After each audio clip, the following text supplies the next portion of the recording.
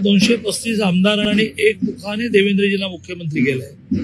शिवसेनेचे आमदार, राष्ट्रवादीचे आमदार, बीजेपीचे आमदार. आरक्षण आणि सुविधा या एकमेकात अडकल्या होत्या, त्या वेगळ्या केल्या.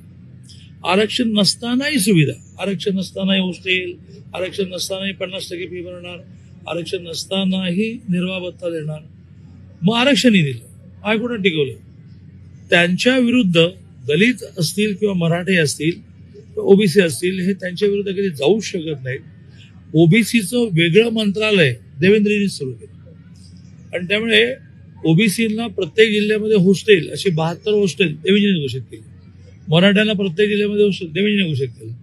त्यामुळे देवेंद्रजी विरुद्ध फुले आंबेडकर अशा प्रकारचा वाद हा संजय राऊतांच्या मनात आहे, संजय राऊतांच्या कल्पनेत आहे. हा त्यांच्या मनामध्ये असणारा जातीयवाद, हा त्यांच्या कल्पनेत असणारा जातीयवाद व्यवहारात येऊ शकत नाही. पण त्या दलित माणसाला, त्या मराठा माणसाला हे माहिती आहे की ह्या माणसाने आम्हाला न्याय दिला. मराठे मुख्यमंत्री होते, त्यांनी मराठा समाजाला आरक्षण दिले नाही. पहिलं मराठा समाजाला आरक्षण देवेंद्र फडणवीस नावाच्या तथाकथित, म्हणजे ब्राह्मण हा शब्द हा त्यांना लागूच शकत नाही. आणि ब्राह्मण हा शब्द लागायचा असेल तर ते जातीने ब्राह्मण असतील, पण ते व्यवहाराने ज्याला आपण म्हणतो कर्मठ ब्राह्मण, अन्याय करणार असं नाही. आता असं कर्मठ अन्याय करणार कोणी राहिलंच नाही. तो काळ गेला. तो काळ सिनेमात दाखवला तर त्याच्यावर ऑब्जेक्शन घेता कामा नये. आजही ब्राह्मण असे आहेत असं म्हटलं तर त्याच्यावर ऑब्जेक्शन घेतलं पाहिजे. पण त्यामुळे राऊतांच्या मनामध्ये जे आहे, राऊतांच्या कल्पनेत जे आहे की देवेंद्रजींच्या विरुद्ध बहुजन समाज रस्त्यावर उतरेल, कशाला उतरेल? म्हणजे देवेंद्रजींनी सगळ्यांना न्याय दिला. हिंदू मिलच्या संदर्भात डॉक्टर बाबासाहेब आंबेडकरांचं असं स्मारक झालं नाहीये, सुप्रियाताई टीका करतात.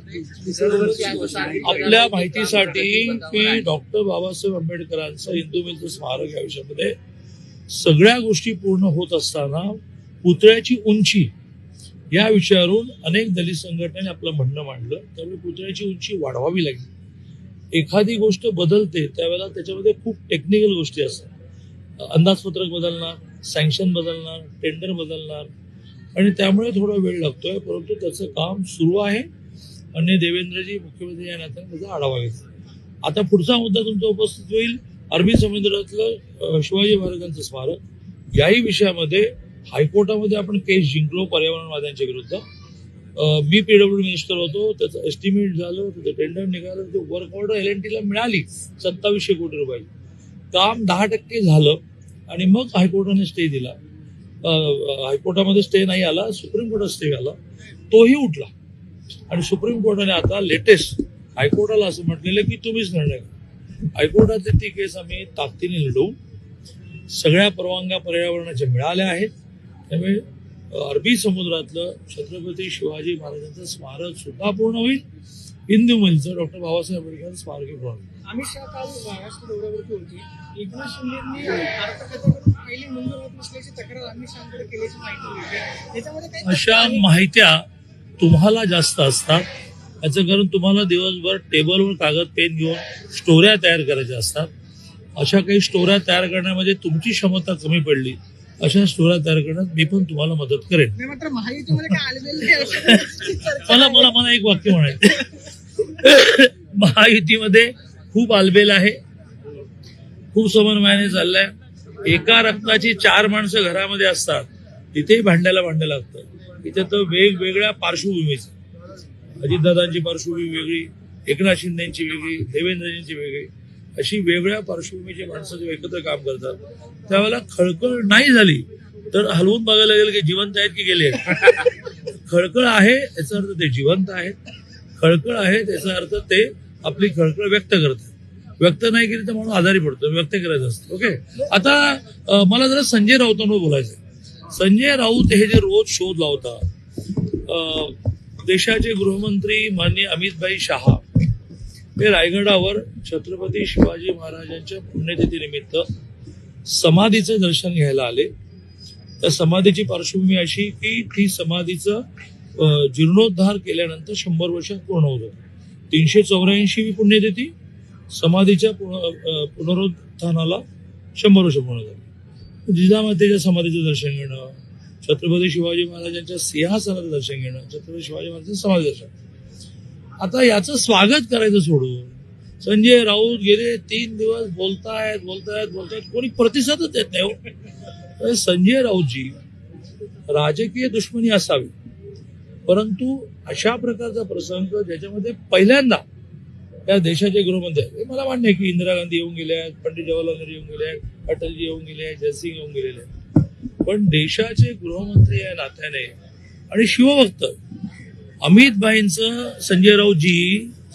भाईंचं 500 पाणी छत्रपती शिवाजी महाराजांवरचं स्वतः तयार केलेलं संदर्भ गोळा केले पुस्तक येत्या काही दिवसात पुण्यात प्रकाशित व्हायचं की दिल्लीत व्हायचं एवढाच मुद्दा राहिलेला आहे. ज्या पुस्तकाचं वाचन केल्यानंतर संजय राऊतजी तुम्हालाही चक्कर येईल की शिवाजी महाराजांचा अभ्यासाने इतका केलाय. त्या अमित भाईंबद्दल केवळ तुम्ही सत्तेमध्ये नाही, तुम्हाला यायचंय परंतु घेत नाही म्हणून तुम्ही किती दुस्वास करणार. रोज तुमची माणसं चालली आहेत. महानगरपालिकेच्या निवडणुका येईपर्यंत तुम्हाला लोकांना घरोघर जाऊन आग्रह करा, हे उभं राहा की रे, तर तुमचे सगळे सिटिंग लोक चालले आणि त्याच्यावर लक्ष देण्याच्या ऐवजी आता पुण्यात तुमचं काय राहिलं, 5 माजी नगरसेवक आले बीजेपीकडे. मुंबईमध्ये सिटिंग 57 नगरसेवक येवाना एकनाथ शिंदेकडे गेले आउट ऑफ 92. काय राहिलं तुमच्याकडे? त्याच्याकडे बघायचं सोडून अमित भाई काय बोलले, ते समाधी बोलले की कबर बोलले.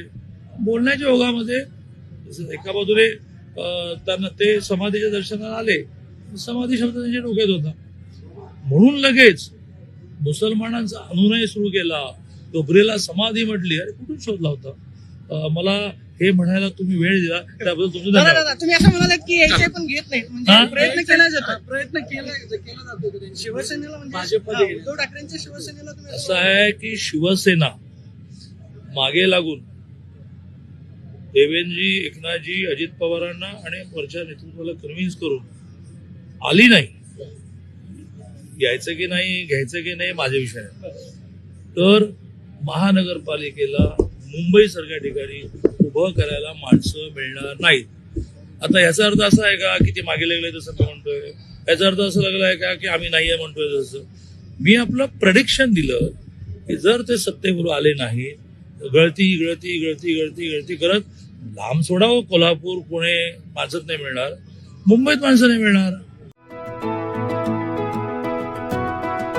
25 वर्षांचा प्रदीर्घ अनुभव व अत्याधुनिक तंत्रज्ञान यांनी सुसज्ज असे पुण्यातील आकाश आय क्लिनिक व लेझर सेंटर. रोबोटिक पद्धतीने वेदनारहित मोतीबिंदू शस्त्रक्रिया, तेही विना टाका व विना इंजेक्शन. मेडिक्लेमची सुविधा व सेम डे डिस्चार्ज. लेसिक लेझरने चष्म्यापासून कायमची मुक्ती फक्त 10 मिनिटात. काचबिंदू, रेटिना, ड्राय आय, मायोपिया अशा अनेक डोळ्यांच्या विकारांवर उपचार म्हणजेच आकाश आय क्लिनिक आणि लेझर सेंटर.